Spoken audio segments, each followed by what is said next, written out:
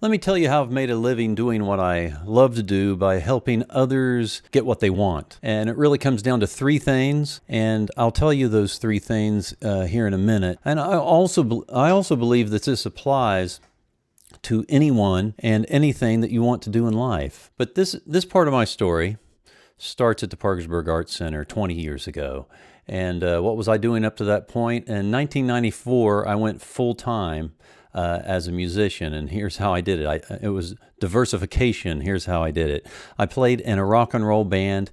We doubled as a country band that would play in the animal lodges in the bars and the honky tonks in the Mid Ohio Valley when we were at home. So we did that, and I also played a lot of acoustic shows, and I loved doing this. My heart was really there after a while, and I played a lot of great listening venues while I was on the road. And when I'd come home, I would play in bars and restaurants and things of that sort. And it wasn't really a concert experience. It was more like you were background noise. And those shows were important to me. I learned a lot, and some of them were quite good. But I was really wanting to get away from that, have something more like what I was experiencing on the road. I was frustrated, and so I decided that I needed to book my own shows. And this was self-serving, but I turned this into serving others. And here's how. I went to the Parkersburg Arts Center, and I asked if they would like to do a show there. And they were open to this. They thought it'd be a great way to get new people into the Arts Center that had never been there before. And of course, it could be a listening venue for me. And this started out just being me and some of my friends, some local singer-songwriters playing in the round, trading songs off in front of a small audience. And eventually it grew into, I would bring people in like Larry Gross, and some touring acts would come in. And then it became a thing where I could be on the road. I'd see somebody that was great I would like to open for or play a show with in their town.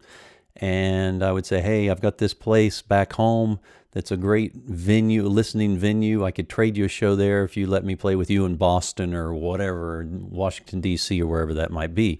So it became that. But through all this, I became known as, in the area, I became known as the guy who knew how to book a touring act.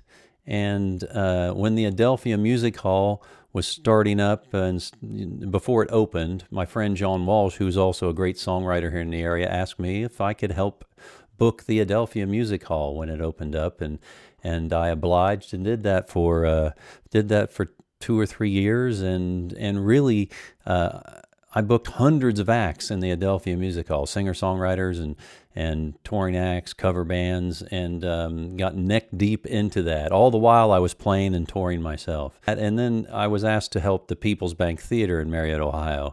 And since they have been operating over the last close to 7 years, I have booked hundreds and hundreds of shows in there. I've done a lot of songwriters. I've done a lot of national touring acts, everybody from the Mavericks to REO Speedwagon and so many others. So that's my story, and really what it comes down to, what it did for me, I could play less in my region, and I could be choosier about the shows I played, having this, while I was helping others get a listening experience, I was helping my own career along the way. And all the while I was playing my shows, all of this allowed me to be a bit more choosy too, and play less around town. 20 shows that I would play every year in the Mid-Ohio Valley became 2 or 3. The shows became more like an event, and I found that more people were coming to my shows as a result. And now I do a yearly birthday celebration, and from time to time, those are, it's full circle. Those are back at the Parkersburg Arts Center. So it's a beautiful thing. So what are these 3 things? What can you do to help yourself get to the point where you're doing what you love, regardless of what it is? Make money and make a living doing that. Number 1 is the obvious: identify what it is you love to do. Number 2, identify a need in your community. I found there was a need for a listening venue in my community, and a need for more concerts of a higher quality. Number 3, take small steps towards filling those needs. Yeah, take your time. So that's it, folks. If you help others get what they need, you're more likely to get what you need. Okay, that's all I've got. Love you guys. Thanks. Bye.